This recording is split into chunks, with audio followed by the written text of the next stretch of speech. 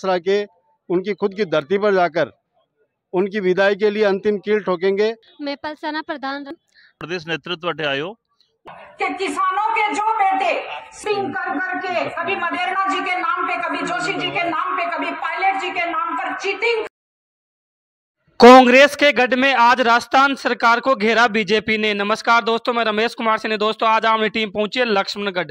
किसानों की कर्ज माफी का बड़ा वादा लेकर सत्ता में आई कांग्रेस सरकार को भाजपा ने अब किसानों के मुद्दे पे ही घेरने की तैयारी कर ली है। भाजपा आज कांग्रेस के गढ़ और प्रदेशाध्यक्ष गोविंद सिंह डोडासरा के गृह विधानसभा क्षेत्र लक्ष्मणगढ़ में शेखावाटी स्तरीय किसान रैली का आयोजन किया, जिसमें प्रदेश के किसानों के लिए बाजरे के न्यूनतम समर्थन मूल्य को प्रमुख मुद्दा रखा गया।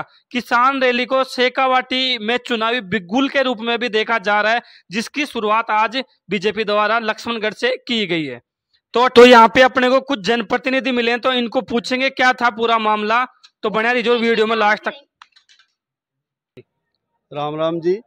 आज राज्य सरकार की वादा खिलाफी के खिलाफ प्रदेश नेतृत्व ने तय किया कि लक्ष्मणगढ़ में गोविंद डोटासरा के उनकी खुद की धरती पर जाकर उनकी विदाई के लिए अंतिम कील ठोकेंगे। और जो वादा करके सरकार यहाँ सरकार में आई थी, सत्ता में आई थी, एमएसपी पे बाजरे की खरीद या धान की खरीद, युवाओं को बेरोजगारी भत्ता और किसानों का संपूर्ण ऋण माफी, ये सारे के सारे इनको 4 साल हो गए, एक भी काम पूरा नहीं हुआ। और जब पड़ोस के राज्य हरियाणा और गुजरात में 2350 रुपये क्विंटल में बाजरा खरीदा जा रहा है, हमारा यहाँ का किसान दर दर की ठोकरें खाता फिर रहा है। उसका बाजरा 1500-1600 रुपये किलो में आड़तीय खरीद रहे हैं। तो ये राज्य सरकार की बहुत बड़ी नाकामी है कि उसको एमएसपी पे बाजरे खरीद शीघ्र शुरू करनी चाहिए। और ये आगाज है आज इस सरकार की विदाई का, इस लक्ष्मणगढ़ की धरा से। यहाँ पर आज भारतीय जनता पार्टी का शीर्ष नेतृत्व आया और लगभग 50 से 60 हज़ार की संख्या में लोग यहाँ पर गोविंद डोटासरा और उनकी सरकार की विदाई के लिए यहाँ पर उकार भरी। तो अपने साथ जो पलसाना प्रधान जुड़ी जा, आपने पूछेंगे कि किसान रैली शेखावाटी में चुनावी बिगुल के रूप में भी इसको देखा जा रहा है क्या? मैं पलसाना प्रधान मैं आप लोगों को बताना चाहती हूँ कि आज जो लक्ष्मणगढ़ में किसान सम्मेलन हो रहा है, उस सम्मेलन में ये अब मान भी सकते हैं कि राजनीतिक दौर स्टार्ट भी हो गया है। और उसके आधार पर किसानों के साथ जो अत्याचार हो रहा है, उसी हिसाब से हम लोगों किसानों को अन्याय हो रहा है, उसी अन्याय को मिटाने के लिए भी हमने ये प्रयास किया है। और आगामी दिनों में जो भी चुनाव यहाँ हो रहे हैं, उन चुनावों के लिए भी हम सक्रिय होना चाहते हैं। इस वजह से तो अपने साथ जो पवन जी पुजारी जी, जो खाटू श्याम जी सु लगभग 3 या 4 बार जो सरपंच रह चुके हैं जी, आपने भी पूछागा कि अठ्याबो का मकसद और कताग लोग अठे आए हैं।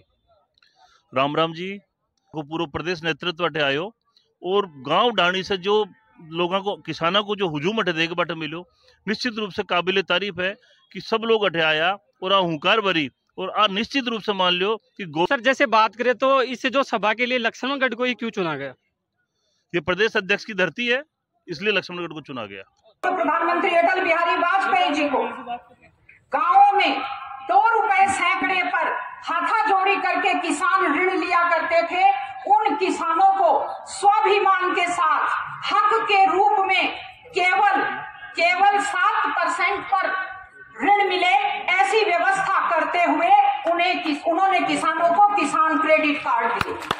मैं पुनः नमन करना चाहती हूँ अटल बिहारी वाजपेयी जी को कि किसानों के जो बेटे सीमा पर खड़े रहकर देश की रक्षा करते हुए अपनी जान गंवा देते थे, उनको सम्मान देने का काम सबसे पहले वाजपेयी जी ने किया। और उसके बाद मैं याद करना चाहती हूँ सीकर की धरती के एक छोटे से किसान परिवार से निकले हुए हमारे पूर्व मुख्यमंत्री आदरणीय भैरव सिंह जी शेखावत को, जिन्होंने मुख्यमंत्री बनने पर अंत्योदय जैसी योजनाएं, 1 to 4 जैसी योजनाएं लागू की।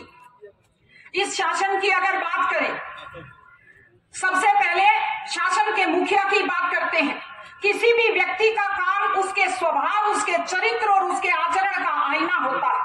और एक उदाहरण बताती हूँ कि माननीय गहलोत जी का स्वभाव कैसा है, आचरण कैसा है, संस्कार कैसे। पिछले दिनों हम सब ने देखा, जिस पार्टी ने उनको 5 बार संसद सदस्य बनाया, जिस पार्टी ने 3 बार मंत्री बनाया, जिस पार्टी ने चीटिंग कर करके कभी मदेरणा जी के नाम पे, कभी जोशी जी के नाम पे, कभी पायलट जी के नाम पर चीटिंग वोटिंग करके 3 बार इस सूबे का मुख्यमंत्री बनाया। उस पार्टी को जब अध्यक्ष बनाने के लिए उनकी सेवा की जरूरत पड़ी तो उन्होंने ऐसा तांडव नृत्य बनाया कि पूरे देश में कांग्रेस आला कमान की प्रतिष्ठा की धज्जियां उड़ गई।